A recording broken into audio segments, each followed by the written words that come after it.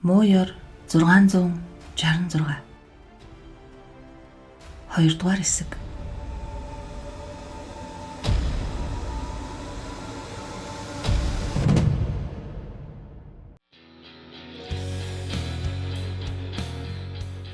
Габр Дженнингс гэгч бол Хумхын ордны одон төрсөн хүн. 6 ухааны ёсоор бол түүний төрсөн цаг нь Тэнгэрийн 2 эрхэс, Тэнгэрийн ван, аривжиж яваа саран хоёрын гоц ташиллын үед тохиосон гин.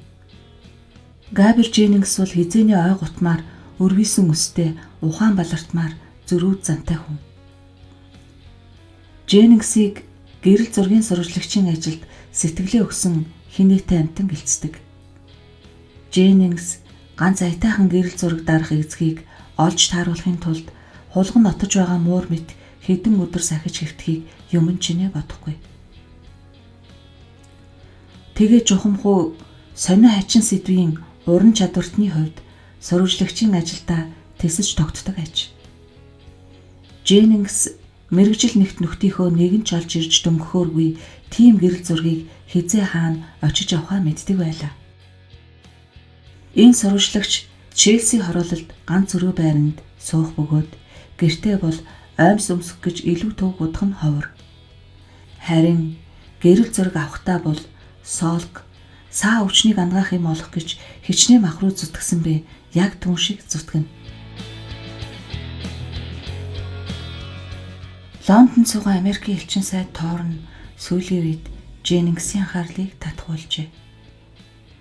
Торн бол наандаж цэвэрхэн сайхан эрт бол далдуур анаж отууштай хүний нэг.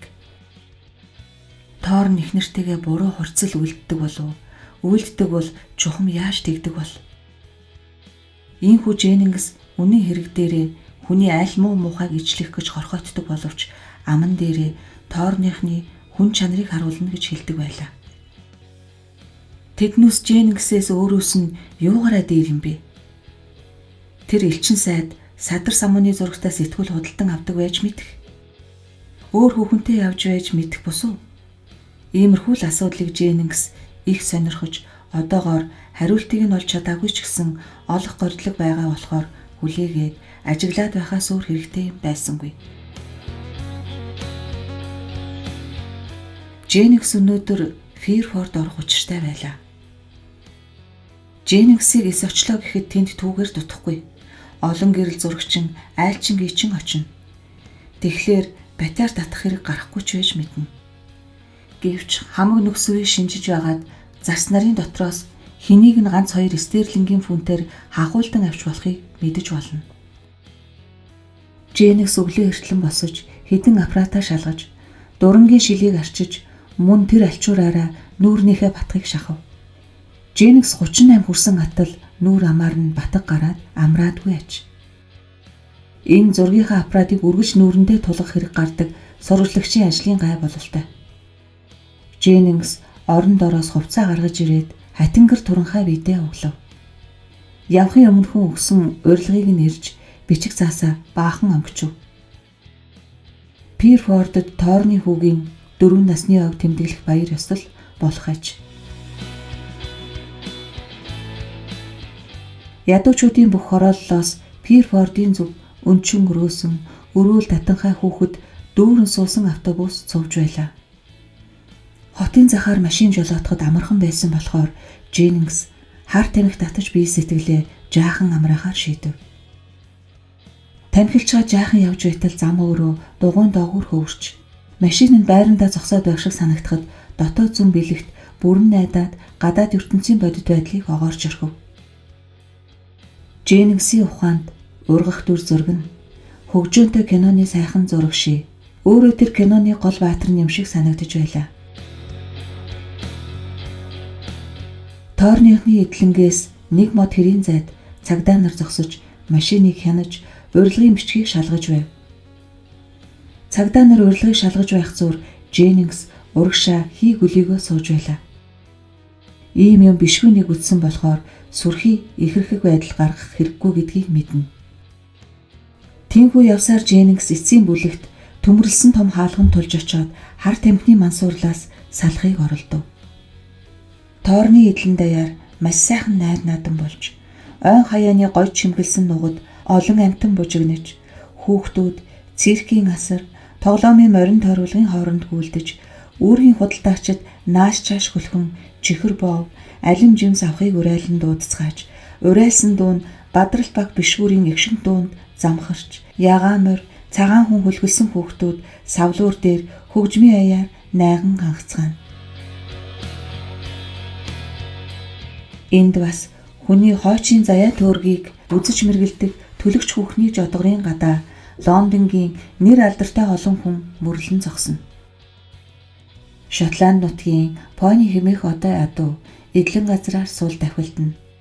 Тэрч байтугай бие дээр нь улаан алим зурж ирээсэн зааны тугал хөвхөн баясан хүүхдүүдийн гараас самрыг нь дуртаяа авч идэнэ.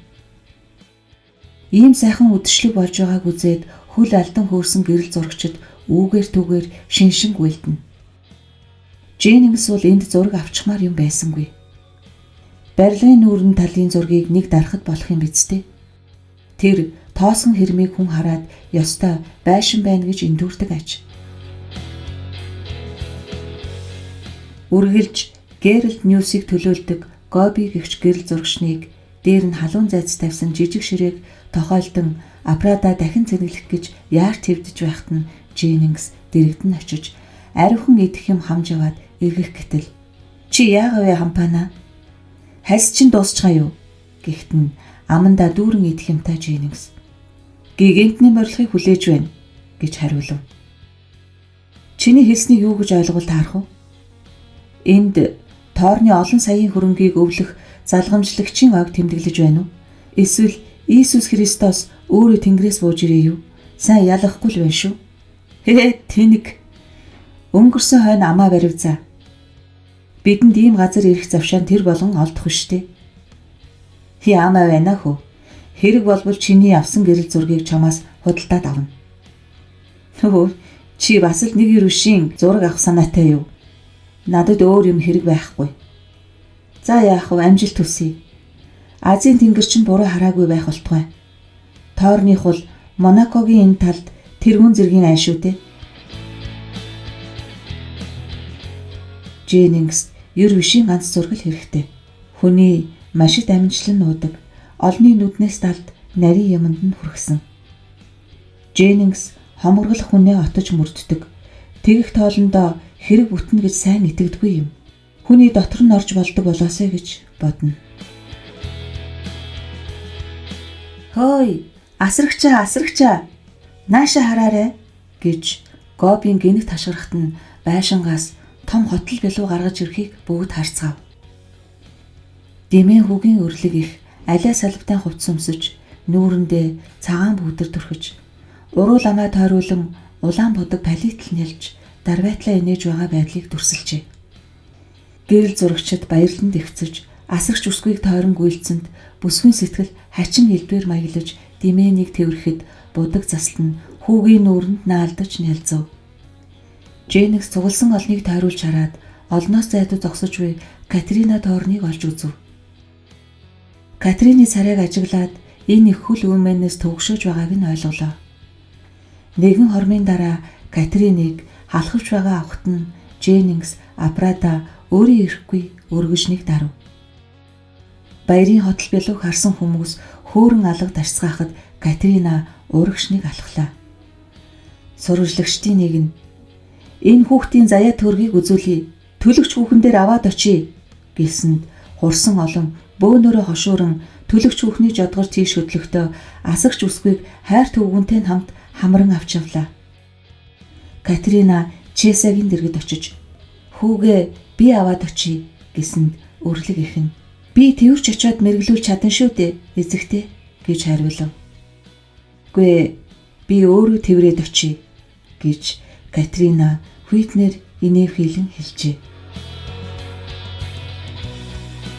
Нэгэн хормын дараа тэр хоёрын харц тулгарч өрлөг их хөвгүүнийг ихтэн үг дуугүй өгөв. Энэ нэгэн жижиг будлааныг хэн ч анзаарсангүй. Бүгдээрээ цааш хөдөлж ганц Дженнингслийн бүхнийг аппаратынхаа шагаавраар олж харжээ. Бөөн хүн дэрэгдүүр нь өнгөрч асрагч бүсгүй байрандаа үлдээд эдлэнгийн өндөр цамхгийн цаан зогсож буй тэр бүсгийн алиа салбтын хувцас нь түүний ганцаардлыг улам тод илтгэх мэт санагдана. Чесаг цааш эргэж байшингийн зүгс ажиллахаас өмнө Дженнингс хоёр зураг дарж ямжлаа. Катрина төлөгч хүүхний жодгорын дэргэд очиод бүх сурвалжлагчийг гадаа хүлээж байхыг хүсэж дотогш ороод чимээ шуугаангүй бүдэг гэрэлтэй газар орж ирсэндээ дотор нь онгойн санаа алдав.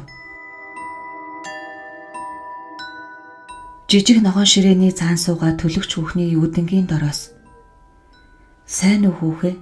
гихт уулзсан нь тэр төлөгч дууга учир битүүлэг өнгөтэй болох гэж хичээснийх байв. Төлөгч хүүхэн нүрээ ногоон будгаар будсан юм шиг байлаа. Дэмэн хүү түүнийг хараад биеэ хурааж ихийнхээ мөрнөөс зурхат нь Катрина инээд алдаж "Миний хүү битгий хай. Энд чинь сайн санаат аашиг байхгүй юу? Та сайн санаат аашиг мөн биз дээ?" гэсэнд "Тийм л дээ. Би хүү чамайг өвдөхгүй" гэж төлөгч хүүхэн хариулав. "Энэ аашиг чиний хойч ирээдүйг хэлж өгнө" гэж их нь аргадаж "Наашир гараа надад үзүүл" гэж төлөгч хүүхэн дуудлаа. Дэмэн ихтэй улам наалдав. Тэгэхт нь төлөгч хүүхэн эрзийн бага авсанд цаанаас нь залуухан бүсгийн хөөрхөн царай гарч ирлээ. "Намайг хар. Би хүнтэй л адилхан хүн. Чамайг огт өвтгөхгүй" гэж хэлэхэд нь Дэмэн сая тайвширч гараа сунгав. Катрина хөзрийн ширээг тохиолдлоо. Яасан зөөлхөн, яасан хөөрхөн гартай хүүхэд вэ? Чамайг их сайхан, маш сайхан ирээдүй хүлээж байна гэж төлөгч хүүхэн ярьж байснаа хөвгүүний гарыг гайхан харж гинэт ээр нь төгдөрч "Али, нөгөө гараа үзүүл" гэлээ. Дэмэнийг нөгөө гараа сунгахад төлөгч хүүхэн улам их гайхаж "Би ийм гартай хүүхдийг огт үзээгүй юм байна.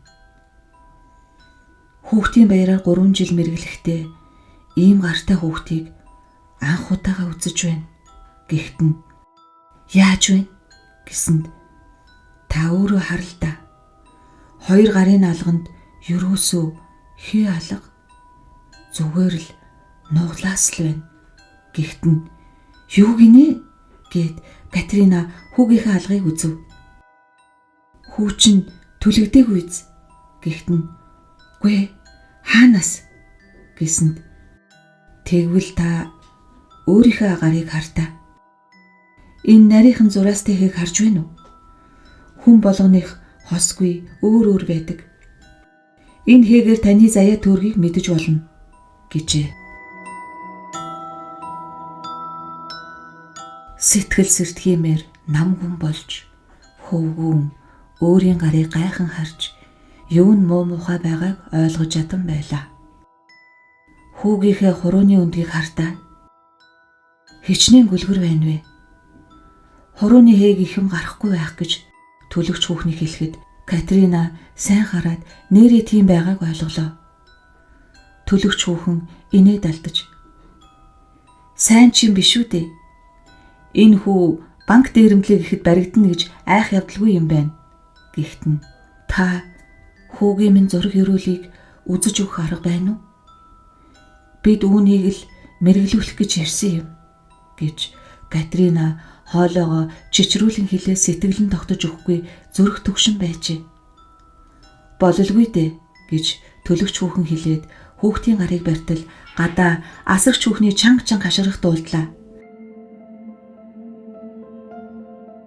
Асрагчээс хөвгүүнийг дуудаж "Дэмэн, Дэмэн, би чамд сони хачи юм үзүүлье" хэмээн хашгичж байлаа.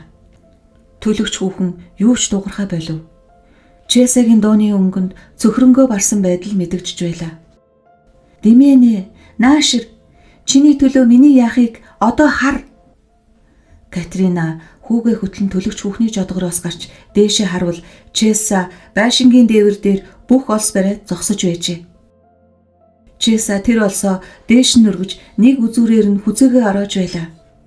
Дор байгаа бөөн хүн гайхан бие биеэ харж байтал байшингийн дээвэр дээрх алиас албатай дээврийн захад тулж ирээд усан санд үсрэн орох гэж байгаа юм шиг гараа хумив. Дэмэн чи харж бай. Үүнийг би чамд зориулж байгаа юм гэж Чеса хашгираад дээвэр дээрээс урагшаа алхлаа. Бүсгүйн би доошоо нисэж явснаа олсон татагдан зогсож хий агаарт сулдайн унжив. Чеса өгчгсөн байлаа. Бүсгүйн жижигхэн би морин тойруулгын хөгжмийн аясаар ганхалзан байгааг нугад сугалсан хүмүүс хертхийн харж байв. Тэгж байтал айд цоцсон нэг хүн час хийтэл чарлав. Катринаг тэгж муугаа орилоход дөрвөн хүн ухсхийн очиж аргадаж тайтгаруулан гэрт нь оруулж өгөв. Дэмэн өрөөндөө ганцаар үлдлээ. Нугад зөвхөн ажилчид, худалдагч нар үлдээд Чесагийн боож өгсөн олсыг таслах гэж шатаар авирч яваа нэгэн хөрлөгөр цагдааг ажиглан өлийцгөөснийг хөвгүн харав. Чесагийн бие доош унахдаа тоосхон хэрмийг толгоогоороо шүргэж зүлгэн дээр унаад нүд нь тэнгэр өөдгөлж нүүр царай нь алиас албатай зурмал инээ дээр инээмсгэлсээр байв.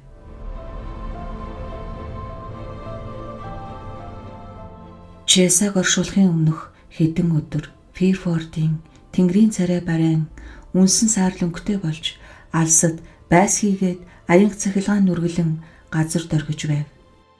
Катрина энэ хэдэн өдөр жочны харанхуй өрөөнд гав ганцаараа гөлийн сууж байлаа. Бичгээр ирсэн мэдээг үзвэл Чесагийн цусыг шинжлэхэд өгөхийнхээ өмнө харшлыг эсэргүүцэх Бенадрил хэмээх юм их уусны илрв гэсэн байх боловч энэ нь учир байдлыг улам мэдрүүлэхээс өөр нэмэр болсонгүй. Хав ойрынхан бүгдээрээ л асрагч усгүй амиа хорлож өгснийг ярьцгааж байв. Тоор нь сурвалжлагч нарт энэ явдлаар шалтгаглан элдв дэмий юм нэмж ачирлах хоол өгөхгүй тулд гэртээ үлдэж ихнэрээ харж хандаж байдаг байлаа.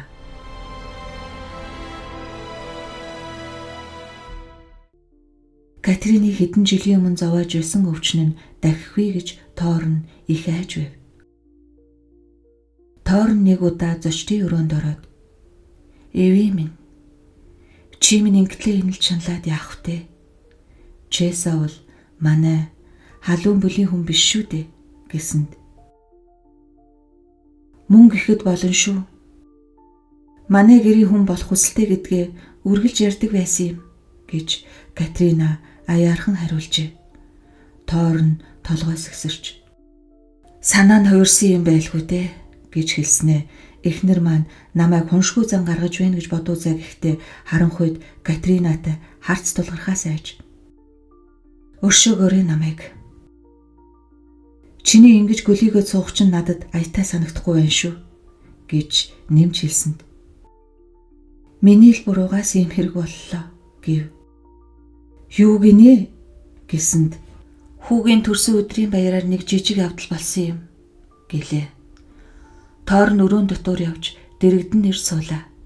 Катрина үргэлжлүүлв. Бүгдээрээ Чесаг онцолж анхаарад байхлаар нь би атаархаад олонний анхаарлыг татах гэж Чесагаас хүүгээ салгаж авсан юм гэсэнд "Миний бодоход чи өөртөө дэндүү хатуурхаж байна. Тэр бүсгүй чинь мэдрэл нь муудсан байсан юм" гэвэл "Минийх ч бас адил. Олонний анхаарлыг бие дээрээ татах гэж тэгтлээ улаасныг бодоход" гэд Катрина дуугүй болов. Хэлэх гэснээ хэлж гүйдсэн байжээ. Тоор нь эхнэрээ тэврээд унтахыг нь хүлээв. Катриныг урд Либерум хэмээх юм ууж байсан үеийнхэнтэйгээ адил нойрондоо дав дав хийгээд байхлаар нь Чесагийн хойноос сэтгэл нь хямраад тэр имийг дахин уух болсон юм болов уу гэж бодлоо. Тоор нь тийхүү цаг гэртээ сууж байгаад эхнэрээ эвтэйхэн тэрч өргөн унтлагын өрөөнд аваачиж тавив. Маргааш нь Катрина Чесагийн оршуулгад Дименийг аваад явлаа. Хүн цөөн бүсгүйн гэрийнхэн дээр Катрина Димен хоёроос өөр хүн байсангүй. Хот орчмын нэгэн жижиг оршуулгын газар бүх үйлийг гүйцэтгэлээ. Оршуулгын дан үйлийг нэг халдсан лам удирдав. Ариун судраас хэсэгчлэн уншихдаа шиврээ борооноос халдсан толгоогоо халахлах гэж өрөөсөн гараараа толгой дээрээ нугалсан сонин барьж зогсов. Тоор нь олны хил амнаас айгаад оршуулгад оролцохыг татгалзаж Катриныг ч битгий очгиж ятгсан боловч үгэнд нь орсонгүй. Бүсгүйд хайртай байсан болохоор сүүлчийн замд нь үтхийг хүсжээ. Оршуулгын газрын хашааны гадна баахан сурвалжлагч сугларсныг эцсийн мөчөд элчин сайдын яамнаас тойрны илгээсэн Америкийн тэнгисийн явган цэргийнхэн тогтоон хорж байв. Сурвалжлагчдын дотор Дженнингс бас оролцсон аж. Дженнингс хар цуваар биеэ тулмайдан урт түрээтэй гутлан өсөж холын модон дунд тухалж аваад тэндээсээ гэрэл зургийн аппаратын холын дуран дуураар оршуулгын ёслолыг ажиглаж байв. Барьсан юм аппаратын дуран дуур гэхэд дуран дуурч биш. Тулгуур хөл дээр бэхэлсэн мундаг том төхөөрөмж байлаа. Ийм хүчтэй дурангаар саран дээр эвцэлдэж байгаа хоёр ялааны зураг авсан ч тотхон сайхан гарна. Мань сурвалжлагч дурангаараа хүн хүнийг ээжлэн харж уйлан хайлж байгаа гэр бүлийнхэн дээр цөхрөнгөө барсан байдалтай Катрина дээр сэтгэл нь хямарч нүдээ бүлцэгтлүүлсэн Димен хөвгүүн дээр тохируулж байлаа. Чухам тэр хөвгүүн л Дженнингсийн сонирхлыг татаж аппаратныхаа замгийг дарж болох аятай мөчийг төвчээртэй хүлээж сув. Тийм аятайхан тохиолч таарлаа. Димен хүү нэг юмнаас айсан мэт нүдэн бүлтэлцэн царай нь хувьсгийснээ төдөлгүй дахин тайвширч оршуулгын газрын цаад булан руу шивтэж байв. Дженнингс тэр хөвгүүний нүдийг дагуулan тэр зүг холч дурангаа чиглүүлэн харвал булшин дээрх чулуунаас өөр юм харагдсангүй. Тэгснээ алсад нэг юм сүтгэнэг шиг болж дуранд нь нэг бараа юм бүдэг адаг бүрэлцэхт нь Дженнингс дурангийнхаа харааг тохируулбал лут том хар нохой харагдав. Охорхон хоншоортой хөнхөр нүдтэй тэр нохойн доод ирүүн урагшаа төрж шүтэн ярзайжээ. Нохойг өөр хинч олж харсангүй. Нохойг дорой зогсоход Дженнингс аппарата өнгө тальсаар цэнгэлээгүүдээ харамсан амаа барьж өөрийгөө зөвхөв. Нохон шар нүдэнд бүхий л үзэгдлийг аимшигтэй бөгөөд учир битүүлэг болгож байлаа. Дженнингс тэр нохойн нүдийг цав цагаан гархуйцаар дурангийнхаа өрцгийг тохируулаад дараа нь хөвгүүн тийш чиглүүлэн замгийг дарав.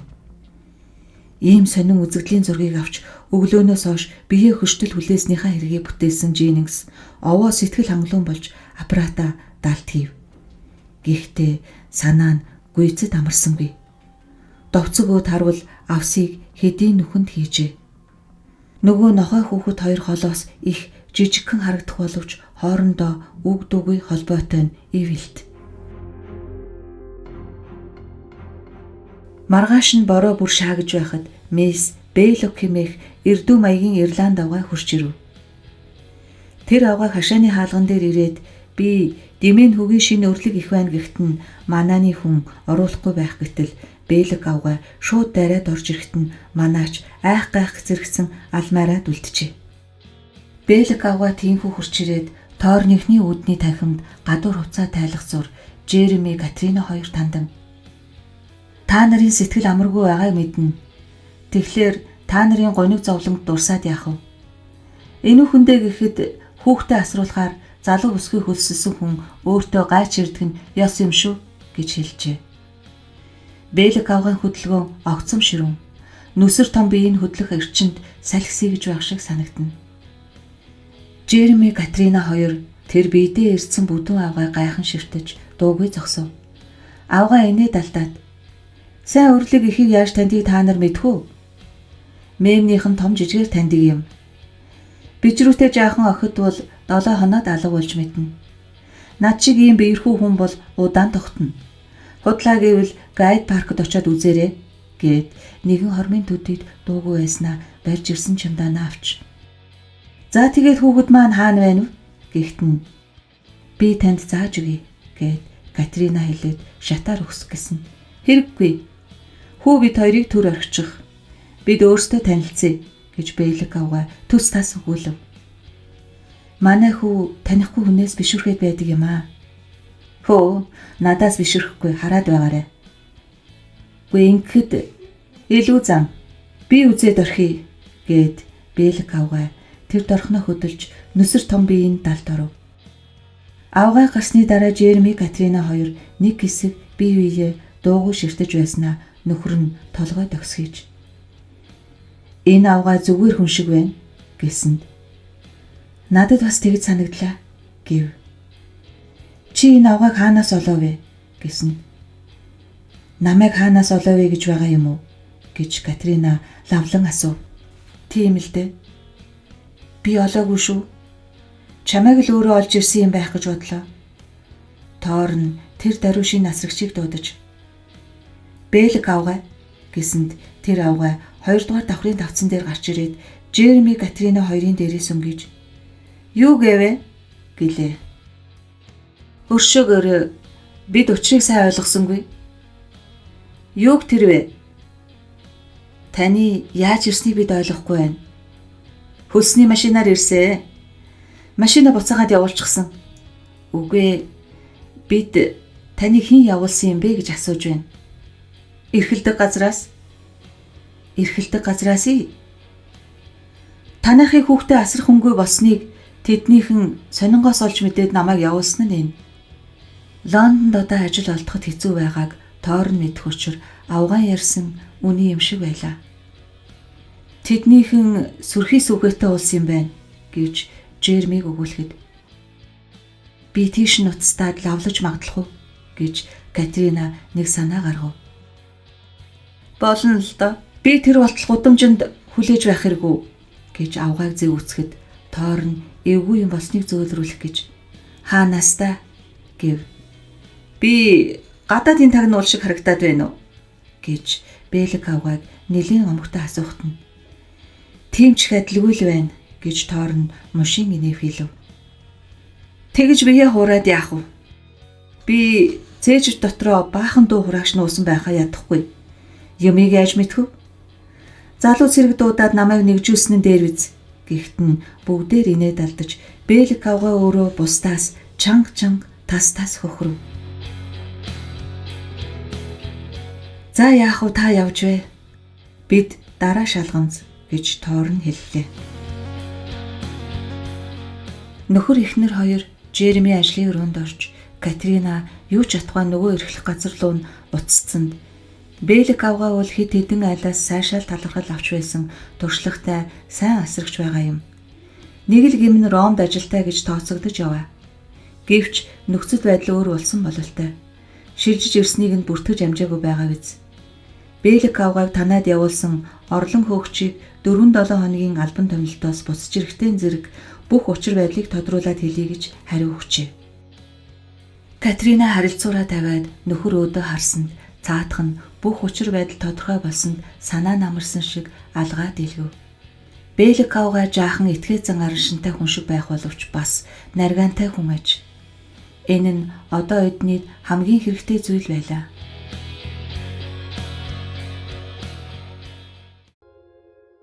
Бэлэг авгаа дээшээ гараад орондоо зүрмэлэн байгаа хүүг ажиглаж байхдаа урлагийн хосгүй сайхан бүтээлийг бишрэн нүд хужирлаж байгаа хүн шиг уруул нь өмөлзөн чичигнэж байв. Хажуудаа хүн айхлахыг хөвгүн сонсоод нүдээ нээж авгаатай харц тулгаран орон дээрээ өндөж орныхоо түшилгийг налан бие хурав. Битгий ай хүүхэ. Би чамайг авран хамгаалахаар ирлээ гэж шинэ асрагчийн дуун тасалтан шивгэнэв.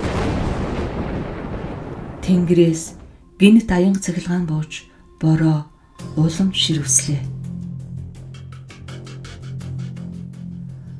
Та бүхэндээ зохиолынхоо 2 дугаар хэсгийг толилууллаа.